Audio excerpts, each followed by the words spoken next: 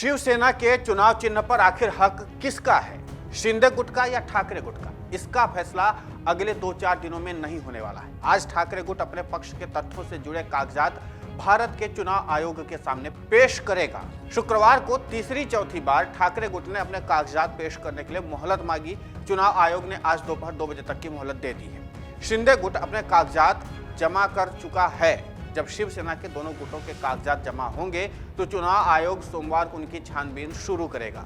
इस दौरान शिवसेना के ठाकरे गुट ने चुनाव आयोग द्वारा आज का डेडलाइन दिए जाने पर सवाल उठाया है। ठाकरे गुट के नेता विनायक राउत ने मीडिया से बात करते हुए कहा कि कल ही शाम 4:35 में अपना जवाब चुनाव आयोग को सौंप दिया। चुनाव आयोग ने कागजात पेश करने का कल तक समय दिया था। ऑफिस वर्किंग आवर शाम 5:30 बजे तक होता है। जब हमने जवाब तय समय से पहले ही जमा किया तो उससे पहले ही एक नोटिस हमें भेज दिया गया और कहा गया कि आज दोपहर तक जवाब दें। पहले उन्हें हमारे जवाब का इंतजार करना चाहिए था। जब हमारी ओर से कागजात पेश नहीं किया जाता तब उन्हें नया नोटिस भेजना चाहिए था। ऐसा लगता है कि चुनाव आयोग किसी के दबाव में पक्षपातपूर्ण व्यवहार कर रहा है। इस बीच शिवसेना के ठाकरे गुट को आज 2 बजे की डेडलाइन दी गई थी। कल रात ठाकरे गुट ने 2 ईमेल चुनाव आयोग और शिंदे गुट को भेजे हैं। इसमें कहा गया है कि शिंदे गुट के दावे की पड़ताल वो नहीं कर पा रहे हैं क्योंकि कई तथ्य उसमें डिजिटल तौर से उपलब्ध नहीं है। शिंदे गुट इन बातों को बहाने बता रहा है और चुनाव आयोग से यह अपील करने जा रहा है कि ठाकरे गुट को मोहलत पे मोहलत देना बंद करें।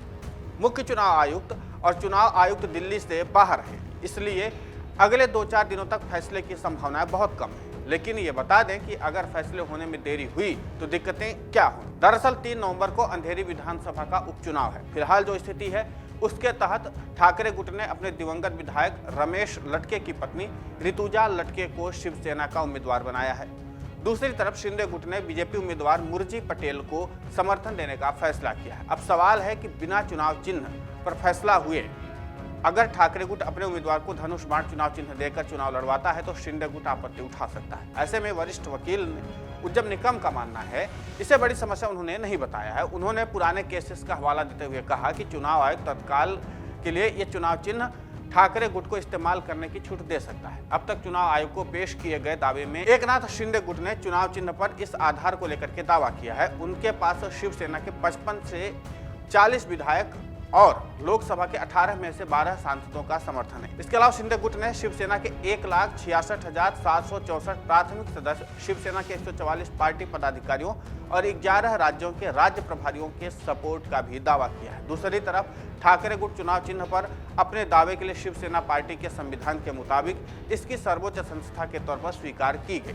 प्रतिनिधि सभा में अपने बहुमत का हवाला दे रही है शिवसेना। इस प्रतिनिधि सभा के करीब 250 सदस्य हैं, जिसमें से ठाकरे गुट का दावा है कि ज्यादातर सदस्य उनके साथ हैं। शिवसेना के संगठनात्मक ढांचे की बात करें तो तालुका प्रमुख, उप तालुका प्रमुख, जिला प्रमुख, उप जिला प्रमुख, उपनेता और नेता के पद होते हैं। इनमें ठाकरे गुट अपना बहुमत होने का दावा कर रहा है। इसके अलावा ठाकरे गुट के दावे के मुताबिक 36 लाख प्राथमिक सदस्यों का बहुमत अभी भी उनके साथ है। अब ये देखना यह है कि चुनाव आयोग में इनमें से किसके दावों को दमदार माना जाता है। विशेषज्ञों का यह भी कहना है कि अगर चुनाव आयोग को ऐसा लगा कि दोनों के दावों में दम नहीं है तो या दोनों के दावों का पलड़ा बराबरी पर टिकता है तो चुनाव आयोग चुनाव चिन्ह को रद्द भी कर सकता है और दोनों ही गुटों को नए चुनाव चिन्ह के साथ चुनाव में जाने का आदेश दे सकता है।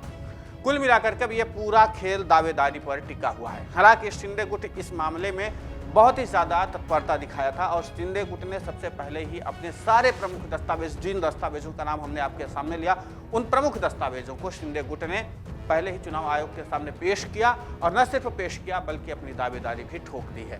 अब इस दावेदारी को लेकर के जिस तरीके से मुख्य चुनाव आयुक्त और चुनाव आयुक्त अभी फिलहाल दिल्ली से बाहर है, इसके बाद अगर आते भी हैं तो 2-4 दिन, 5 दिन या 10 दिन में इस पर फैसला भी चुनाव आयोग को करना होगा। एक चीज ये कि क्या दोनों गुट में से किसी एक गुट को चुनाव चिन्ह मिल जाएगा धनुष बाण का, और अगर दोनों गुट में से किसी एक गुट को चुनाव चिन्ह नहीं मिलता है धनुष बाण का तो एक चीज तो साफ है कि फिर ये सिंबल जो है फ्रीज हो जाएगा और इसके बाद अगर ये सिंबल फ्रीज हो जाएगा तो फिर दोनों ही गुट को अलग अलग सिंबल के साथ चुनाव लड़ना होगा। और अंधेरी ईस्ट का चुनाव इन दिनों चाहे वो बीजेपी हो, चाहे वो फिर शिंदे गुट हो या फिर एक उद्धव ठाकरे गुट हो, सब के लिए नाक का सवाल बन चुका है। जो भी जीतेगा वो बीएमसी चुनाव का निर्णायक विजेता हो सकता है।